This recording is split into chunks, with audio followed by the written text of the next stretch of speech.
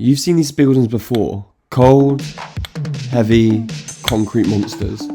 Most people say, that's ugly. But what if I told you this was architecture's most honest moment? Welcome to why Brutalist architecture was never ugly.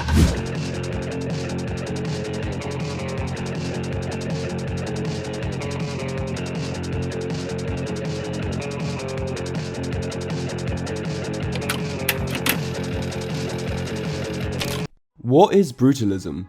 The term brutalist doesn't come from the word brutality, it comes from the French term béton brut, meaning raw concrete. But it wasn't about the material, it was about exposing the truth. The material's honesty was part of its philosophy. After World War II, cities were in ruins. There was no time for beauty contests. People needed homes, schools and libraries. Brutalism was the architecture of rebuilding, fast, functional and for everyone.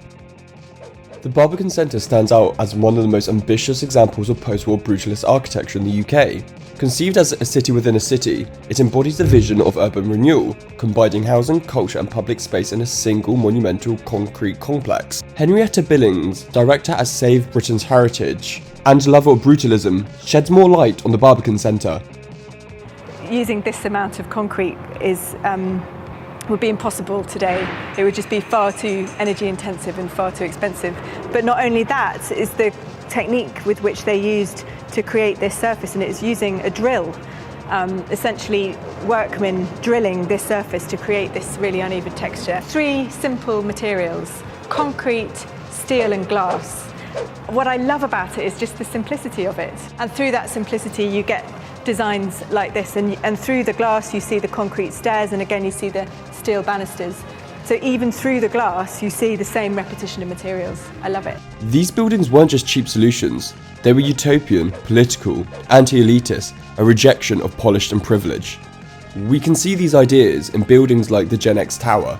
In Siberia, the Gen X Tower was built as a symbol of Yugoslav's progress, modern urban life and architectural ambition, merging brutalist design, socialist ideas and urban symbolism into one striking structure, housing both residents and businesses in each tower, even equipped with a restaurant on top. Architecture said, brutalism belongs to the people. If you look closer, there's a brilliance in the chaos. These buildings don't decorate, they communicate. Let's take a look at the National Theatre in London. Sitting on the Thames is one of London's most iconic brutalist structures. You might not notice it at first, or at all, but there's something hiding in plain sight that most people don't even realise. Those horizontal ridges, those are not just layered concrete. Each one is precisely angled to shed rainwater away from windows and doors. The whole surface is its own draining system. The building teaches you how it works. Trellick Tower is one of those buildings people think they understand at first glance. Just another slab of concrete from a harsh architectural era, but its genius is hidden in the design. Arno Goldfinger didn't just build upwards, he re-engineered how people live vertically. All the lifts, stairwells and surfaces aren't inside the main tower at all. They're housed in a completely separate tower, connected only by walkways on each floor. It sounds simple, but it changed everything. By isolating the circulation core, Goldfinger freed the main building for larger apartments, more lights, and uninterrupted living spaces. It also made the building feel like a small vertical neighbourhood, streets in the sky linked by bridges. What looks heavy and intimidating is actually a clever piece of human-centered design. Trellick Tower wasn't meant to be brutal, it's meant to be brilliant, and in many ways, it still is.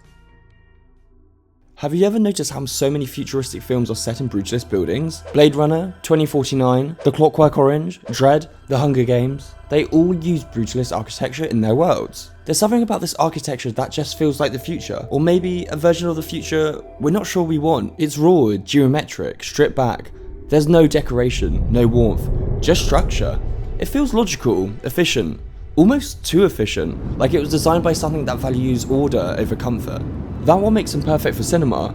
They blur the line between utopia and dystopia, between what's advanced and what's alien. When you see these buildings on screen, you can't quite tell if you're looking at the future we're heading towards, or something we're trying to avoid. Brutalism doesn't belong to a single place in time. It's timeless, adaptable. It can look futuristic, dystopian, or even sacred, depending on the story. And maybe that's why filmmakers keep coming back to it, because brutalism doesn't just look like the future, it feels like it.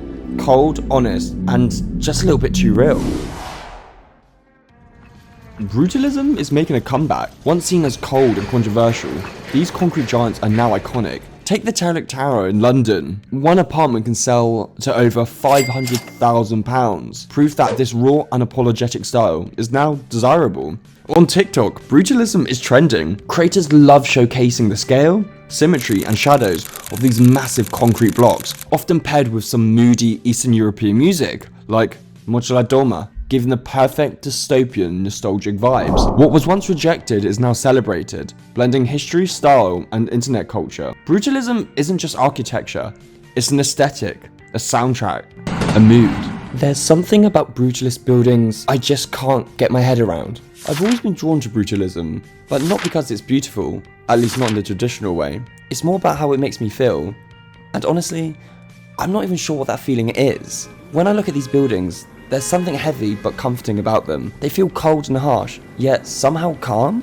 It's strange, because you can't really tell if they're welcoming or pushing you away. But that tension, that confusion, is what makes them interesting. They're bold, unapologetic, and they don't try to please anyone. And maybe that's what I like. That's just what they are. You can't really pin down how brutalism makes you feel. It's not warm or charming, but it's real. It doesn't hide behind decoration. It just shows you everything. And I think that's why I love it. Even if I completely don't understand why. I just feel like I'm stuck in this uncanny valley about them. And for me, that's just what makes them incredible.